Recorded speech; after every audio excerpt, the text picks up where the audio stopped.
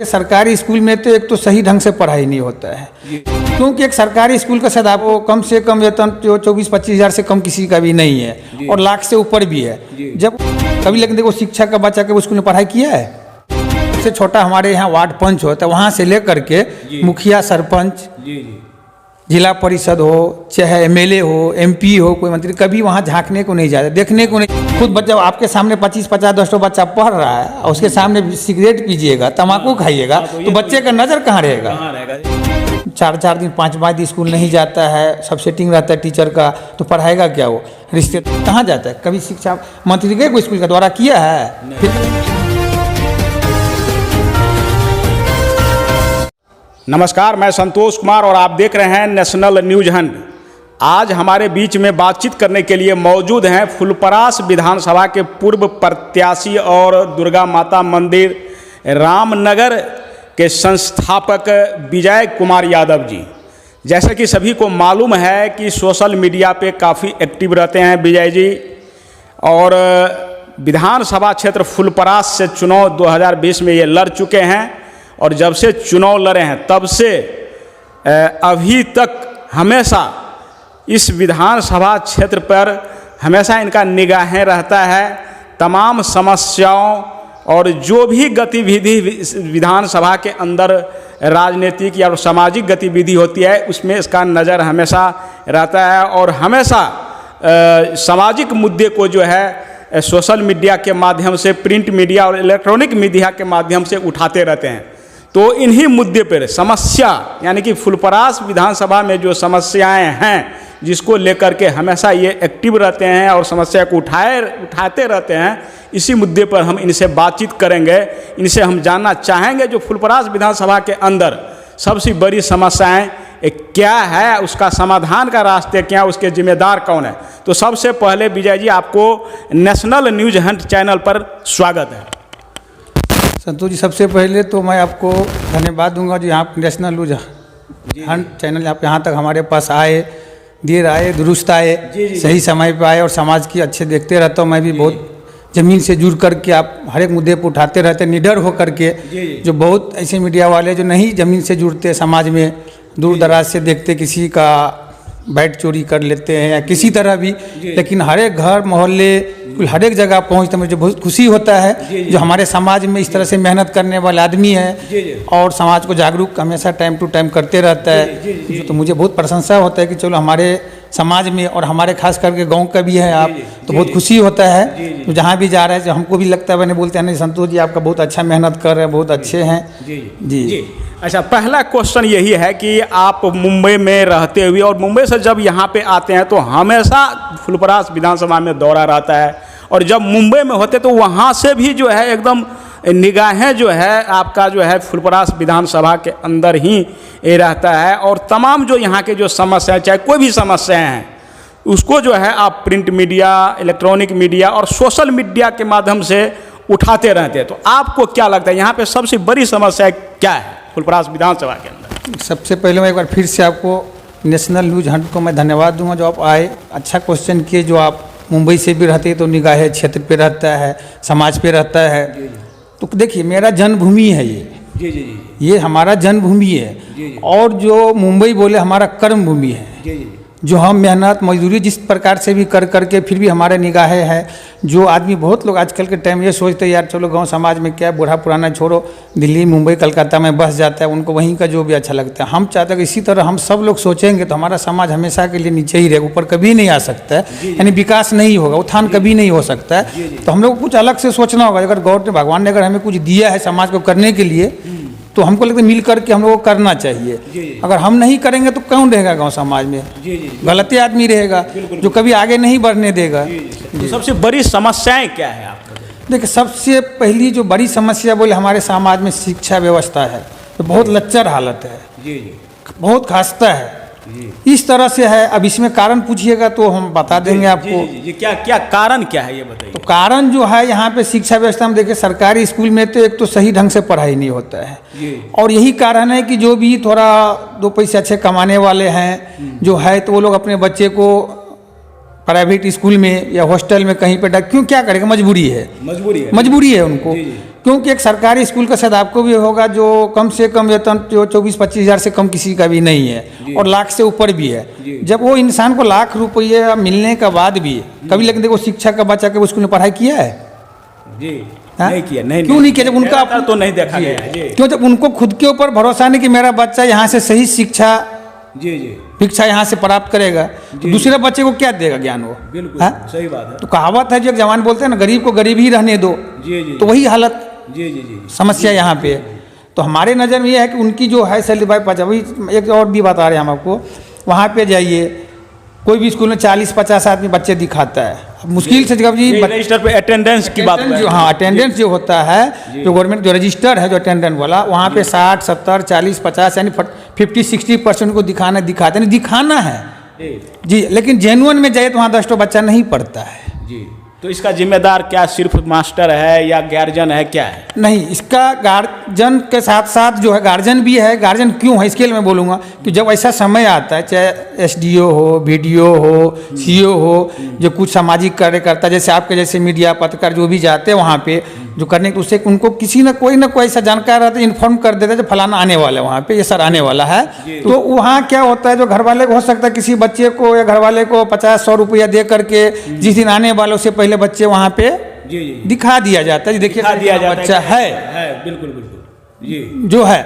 और सबसे बड़ा जिम्मेवार क्या यहाँ का प्रतिनिधि है चाहे जिसके ऊपर में जिम्मेदारी कभी दिया है और अभी दे रखा है आम जनता, उनकी बात जी। जो प्रतिनिधि है, चाहे सबसे छोटा हमारे यहाँ वार्ड पंच होता है, वहाँ से लेकर के मुखिया, सरपंच, जिला परिषद हो, चाहे MLA हो, MP हो, कोई मंत्री, कभी वहाँ झांकने को नहीं जाता, देखने को नहीं जाता कि स्कूल में क्या हो रहा है। ये तो बात सही है। जो कभी भी देखिए हमने मैं खुद कितने जगह निरीक्षण किया हूँ, जाता हूँ, देखता हूँ, जैसे कब ये छत गिर जाएगा, कब क्या घटना घट जाए, किस बच्चे पे गिरेगा, उनको बैठने की व्यवस्था तो नहीं है, बैठने का तो छोड़िए, ऊपर से कब ये छत गिर जाए और क्या घटना घटित हो जाए कभी, किसी को चिंता नहीं है।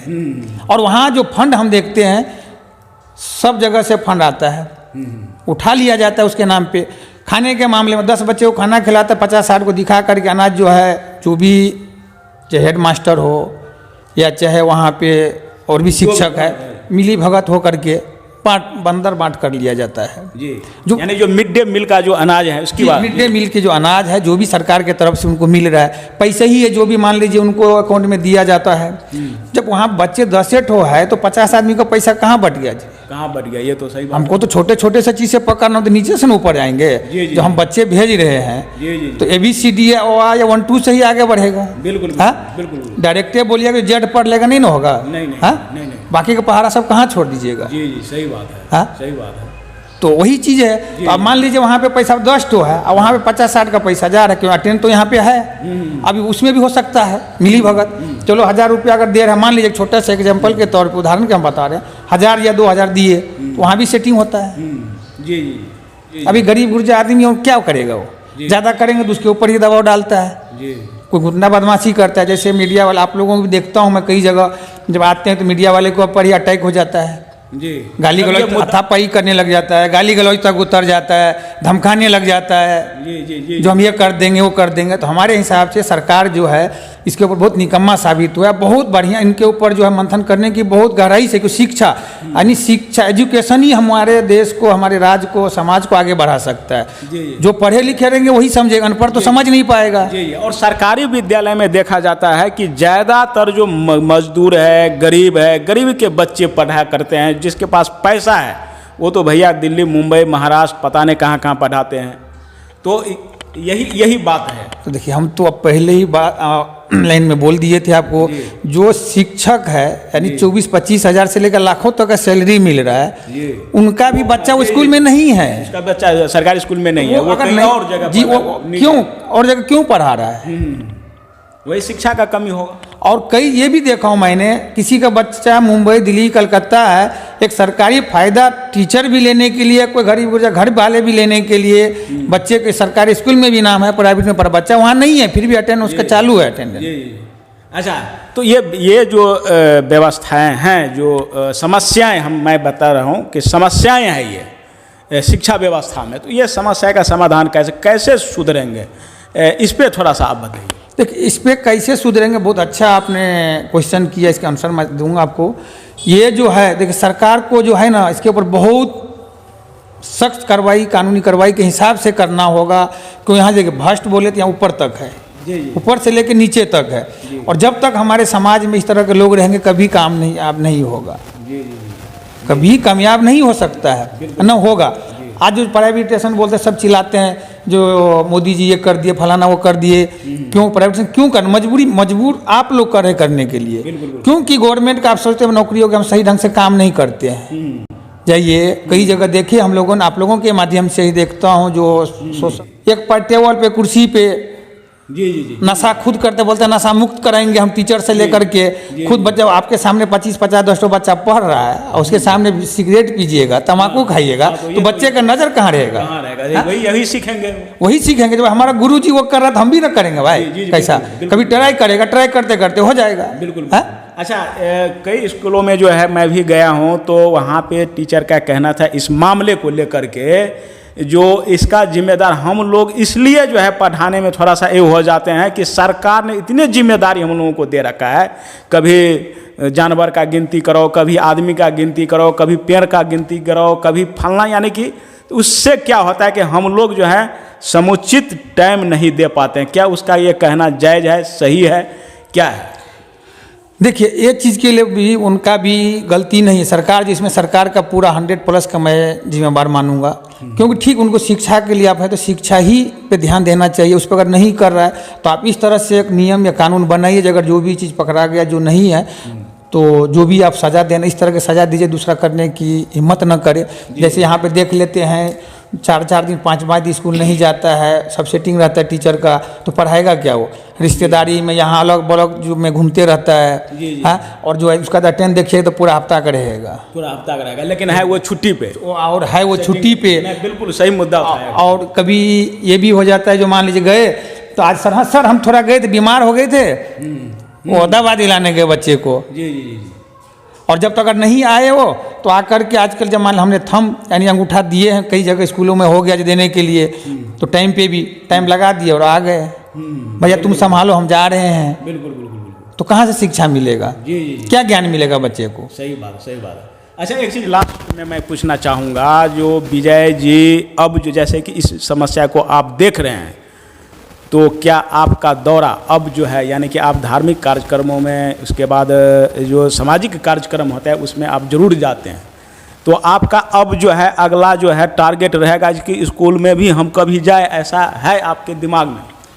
देखिए मैं पहले भी कई स्कूल जा चुका हूँ और गया भी हूँ, और आगे भी जाने की पूरा कोशिश करूँगा, और इसके ऊपर मैं बात भी रखता हूँ। और आप लोगों के ही माध्यम से कई बार जो भी जितने भी पत्रकार है, जो भी चैनल है अपना, देखिए कहीं ना कहीं जगह आपको स्टेटमेंट जरूर मिलेगा, हम उठाते रहते हैं, क्योंकि सरकार में मैं नहीं हूँ, मैं बिल्कुल सही बात, एक सामाजिक नेता हूँ, समाज का बेटा हूँ, तो मेरा काम है चीज़ को उठाना। किस तरह की जमीन से कौन जुड़ा हुआ है? नेता बोलते जुड़े, हम जुड़े हैं। बड़े बड़े मंत्री जो होते हैं, गृह मंत्री हो, जो भी मंत्री है, शिक्षा मंत्री, कहाँ जाता है? कभी शिक्षा मंत्री गए कोई स्कूल का दौरा किया है? फित्ता काटने के क्या करते हो लोग, बताइए तो। अब भाई वो तो भी शिक्षा मंत्री हो, राज्य मंत्री जो भी है, पहले तो विधायक है ना अपने अपने क्षेत्र का, पहले तो विधायक है ना, बाद में ना मंत्री पूरा राज्य का है। तो उनका काम क्या होना चाहिए? जो पहले स्कूल सबको जाकर समस्या क्या है देखे, शिक्षा व्यवस्था पे सबसे ज्यादा जहाँ कौन सा स्कूल में क्या जरूरत है उसके ऊपर करे। वो नहीं होता है। और आप आज मान लीजिए विधायक बन गए, मुखिया बन गए, साल 2 साल में आपको जो करोड़ों का मकान बन गया, स्कूल में 2, 4, 10, 20 लाख का काम नहीं हो पा रहा, क्यों? बिल्कुल। सबसे बड़ा मंदिर तो हमारा वही है ना, सबसे बड़ा मंदिर तो शिक्षा में ही है ना, उसके बाद ना मंदिर दूसरा है, तो ज्ञान तो वहीं से प्राप्त होता है। बिल्कुल। तो क्या कहना चाहेंगे ऐसे गरीब मजदूर जिसका बच्चे जो है विद्यालय में पढ़ते, तो संदेश के रूप में क्या कहना चाहते हैं आप, ताकि यह व्यवस्था सुधरे?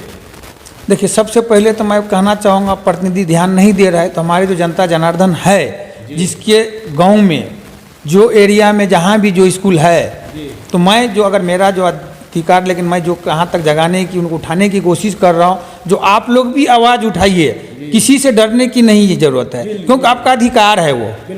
ये लोकतंत्र है, हमें बोलने की आज़ादी है। और जब तक हम अगर मान लीजिए एक छोटा सा हमारे पेट में दर्द, हम डॉक्टर के पास, डॉक्टर को थोड़ी पता है दर्द है किस चीज़ के लिए आए हैं, जी जी जी, सही बात, हाँ? बताना पड़ेगा। बताना ना पड़ेगा। तो आपको दिक्कत हो रहा है तो आवाज उठाइए, बिल्कुल, आप लोग एकता दिखाइए, खाली वोट के लिए मत देखिए। जी जी, सही बात है। आपका अधिकार, जिसको चुनना चुनिए। आप एक जगह इस तरह से करेंगे तो बाकी का लोग भी जागेगा अपने आप। तो हम तो यही बोलेंगे, जो सरकार से यही रिक्वेस्ट करूंगा, जो ये चीज़ पे सबसे पहले शिक्षा पे बहुत कड़ी कार्रवाई के साथ में किया जाए। क्यों अभी जो मान ली कहीं दिखा देता है, फलाना जगह तो वीडियो साहब गए थे, अरे वहाँ पे वो किए, अब महीना 6 महीने एक बार जाने से नहीं होगा, लगातार दौरा रहनी तार दौरा होना चाहिए। और वहाँ बच्चे को, लड़की हो लड़का हो, बाथरूम नहीं है, खेत में बैठना होता है। जी। सरकार का ये नियम नहीं है, संविधान में ये नहीं है। जहाँ भी स्कूल है वहाँ टॉयलेट होना चाहिए। बिल्कुल। अगर 50 बच्चा है, 100 बच्चा है, तो वहाँ कितना टॉयलेट होना चाहिए? जी, वहाँ पे तो जी जी जी तो अभी जो क्राइम को बढ़ावा कौन दे रहा है? जी, सही बात है। ये प्रतिनिधि सब न दे रहा है, प्रतिनिधि दे रहा है, बिल्कुल। इसके साथ जो है कुछ कर्मचारी लोग भी है, प्रशासन भी दे रहा है। तो जानते हुए घर में 2-2 बाथरूम बनोगे 4 परिवार में, है? जहाँ वहाँ पे एक भी नहीं, वहाँ पे एक भी नहीं है, जो है भी तो ताला लगा हुआ है।